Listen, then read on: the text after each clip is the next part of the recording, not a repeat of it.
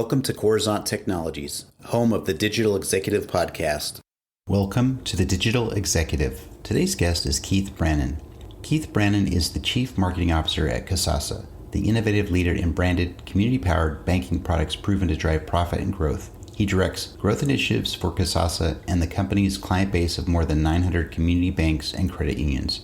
He also drives adoption of Kasasa, a national brand of free rewards checking accounts and other products offered exclusively at select community financial institutions. Prior to Kasasa, Keith was Vice President of Strategic Marketing for Country Financial. He directed sales, marketing, and brand strategy, as well as resource management and marketing program design. Well, good afternoon, Keith. Welcome to the show. Thank you very much. Happy to be here. Nice to meet you today. Awesome, Keith. I appreciate you jumping on, and we're going to get right into the questions so we can start to share your story with our global audience. So, Keith, let's talk about your background. You've got quite the career in fintech, marketing, and now you're the Chief Marketing Officer for Kasasa. Could you share with our audience the secret to your career growth and what inspires you? Sure. Yeah. I mean, it's been quite a ride. I didn't originally consider myself a marketer at all. I actually think that sort of the secret to the career growth is not considering myself one thing or another, though I want to be good at the things that I'm working on, of course. I think that part of the career growth is I really, really enjoy problems, and I really enjoy solving hard problems. And I think that at times, early on in my career, I was with Accenture, what's now Accenture, then it was Anderson Consulting, and spent a lot of time in financial services. And that's kind of where I would say developed the interest in how to solve a problem and then position its value of that solution out into the market. And to be honest, I didn't really know I was doing that at the time. I was very green, and I was just, candidly, I think I just found a great spot and something that I enjoyed doing. And I kind of stuck with that afterwards. And so I think that the key to that career growth has been, finding the right problems that you're interested in being a part of the solution for next. And then continuing to be very diligent about leaning into those problems, because those problems are hard. And you really do have to stay at it. I mean, honestly, I never had a marketing class, not even in college, until I was already a vice president of marketing at Country Financial, was where I went back to Kellogg, and that was the first time I ever had a marketing class. Because my background is psychology. So I consider myself a behaviorist in a lot of ways. And so most of the problems I solve are how humans do things and why they would do them. So those are the things that really sort of get me going inspiration wise. And the secret to that career growth is just to keep finding problems and saying yes to the next one and solving it and having really great mentors. And I think that type of engagement tends to bring other people around you who are similar in their intellectual capacity and their intellectual curiosity, and which is, gosh, that makes life so much better if you're around people that are intellectually curious all the time. You learn constantly, which I love. And I think that just keeps you motivated and moving forward. And it's inspiring to be around people like that. It's inspiring to have mentors and peers and people that feel that way as well. So, I mean, that's kind of what's kept me moving. That's awesome.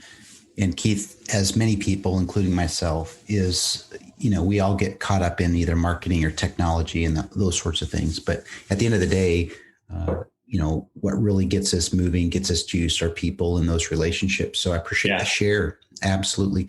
So Keith, we're going to talk a little bit about the pandemic as it's starting to lift, and hopefully we go back to some sort of normalcy here. But what are your plans for growth going forward? And will it be any different than the last 14 months? Yeah. I mean, are you talking personal or just at the company? Company level. Yeah.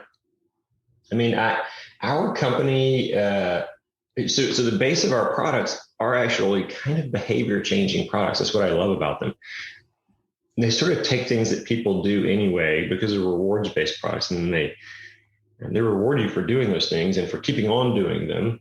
in a way that's profitable for everybody, better for the consumer, better for the bank and credit union, better for us.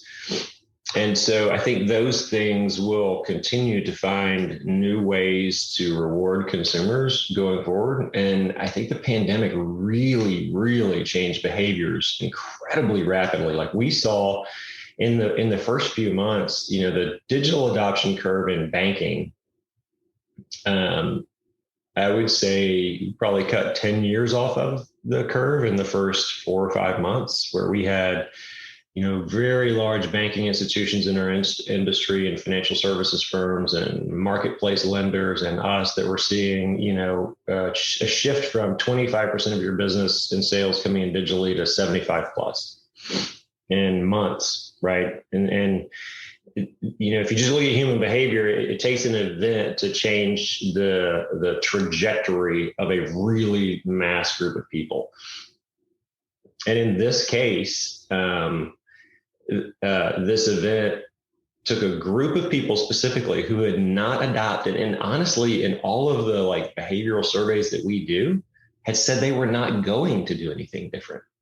I have no interest in using digital banking. I have no interest in mobile banking. I have no interest in online banking. That was sort of there's 48% of the account holders in the retail space were like, I don't really need it that much. I can just swing by the ATM, or I can get money out when I'm going up to the grocery store, or use my checks. And there's still a big group of that, because remember, the baby boomers are a huge portion of the population. And when in a matter of months, over half of them say, yep, digital is the way, I mean, you have fundamentally shifted an economy.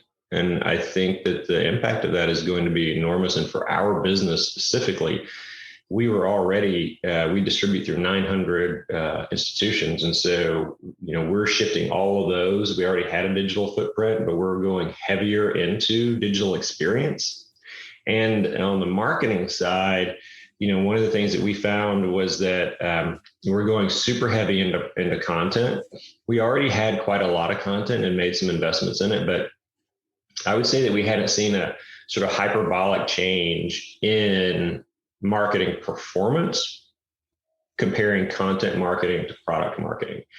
And when we, during the pandemic, really shifted some reassurance messaging into normal product marketing mix, so that maybe you had instead of having 100% product marketing, you would have, 60% product marketing, but still 40% that was around what I would call reassurance messaging, things like, hey, yeah, we're still open. I mean, the performance of the entire campaign was well more than double what you would see in the other product marketers. So, I mean, our shifts will happen on multiple fronts to engage consumers in the behaviors they want to have. It'll be more digital, more education and content that really engages them around the why and what they're seeking to understand. Because if you're used to not being digital years ago or even last year, and now suddenly you're all digital, one of the things digital does is it makes research super easy, right? So people like to learn, they like to evaluate. So content's important. So I think those are the two biggest shifts that we'll have on the marketing corporate side for this year. Great. I appreciate the share, Keith. And as you know, everybody had to pivot, shift, and change in just a short time. So you're absolutely right. Things have really been changed forever, just with the innovation. So, Keith, are you leveraging any new or emerging tech in your business? And maybe not. Maybe it's a cool tool or app you could share with us today that you find useful. I think that I would say there's a couple of them. On the content side, you can just Google content creation tools. And, 10 years ago, I would say there were some that were trying to sort of self-create content that didn't work that well. Now, there are a number of services, there's a plethora of them, and they actually work quite well that can help you evaluate not only, what should your content have in it contextually so that it's what consumers are looking for. So if you're going to write an article on one of our products, if you're going to write an article on Medicare or on bank accounts, you do want to make sure that you're writing an article that's something that a consumer is going to want to read, and that it hits the points that consumers are interested in. And these tools can help you find, what's really trending high in those areas, and then actually help you with the first pass of it. It's really pretty interesting stuff. So some of the content creation tools we have found really good over the last 12 months. And then personally, I try a lot of different apps. My favorite one for some time is a sort of behavior change app, of course. And it's called the Whoop. It's something that it's actually a wearable device. It was built primarily for super high end, like Olympic level athletes, to gain that extra 1% by really understanding your human and body performance and recovery and that kind of thing. And what the company found out was there were an awful lot of people with really stressful jobs that found it super interesting to be able to track, how not just how good their sleep was, but how good their recovery was. And if they worked out during the day, did that make them better or worse? And, what they ate, did they meditate, and what the impact of those things on their bodies were. I find that data is super compelling and very accurate. I can tell for sure, and it gives me trends and things like, hey, on days that you meditate, you tend to sleep better, but on days that you stretch, you don't tend to sleep better. That's just me personally. That's not for everyone. So those things I found those very useful, and they help give me energy during the day. And I think that a lot of people during the last 14, 15 months have found that we all work an awful lot. It's very difficult to balance the home and home and work when you're always at home. So I think that that's been a super cool find for me personally. That's great.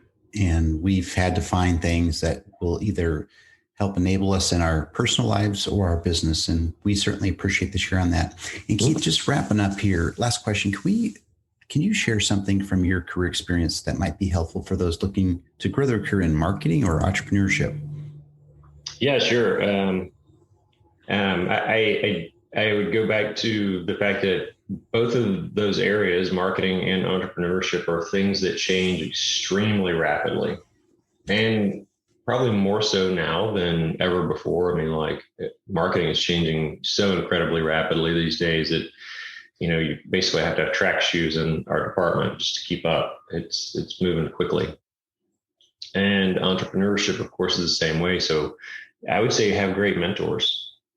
I would say have great contacts and connections for people that can help you understand things that you don't know about. Because the worst thing in any of these areas for your career is you don't know what you don't know.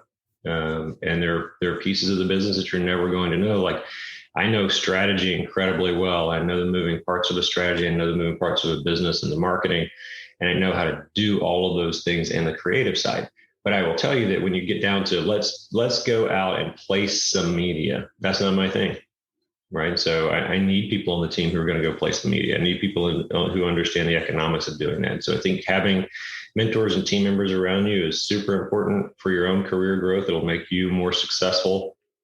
And then the last thing that I see people make mistakes for, especially young people now, who are, they want to move up and be the CEO really, really quickly. And I would first encourage people to find out what it's like to be the CEO. Or the CMO. I had someone tell me one day they really wanted to be the CMO. That was their career goal because they wanted to be able to define the programs and do the creative and be involved in all that stuff. And I was like, man, you don't want to be a CMO then. You want to be a director or vice president of marketing, because I spend my time looking at budgets, HR, and legal and compliance. And then by the time the fun stuff's in my shop, it's already done. So I think understand the job that you think that you want before you make a decision to go get it. And then, don't be afraid to leave what you're doing to go get that job if you want to. I see too many people leave because it's another job and not the job that they really think would be the dream job. They just leave because there's something else. Sometimes that's good, but I think if you know exactly the thing that you're going after, you're better off. That's great. Keith, I appreciate that. And I know that somebody out of our audience will take those gems and put them to good use. So I appreciate it. And Keith, it was a pleasure having you on today. And I look forward to speaking with you real soon. Yeah, thanks, Brian. It was nice to meet you. And I hope that you have a great rest of your week. Bye for now.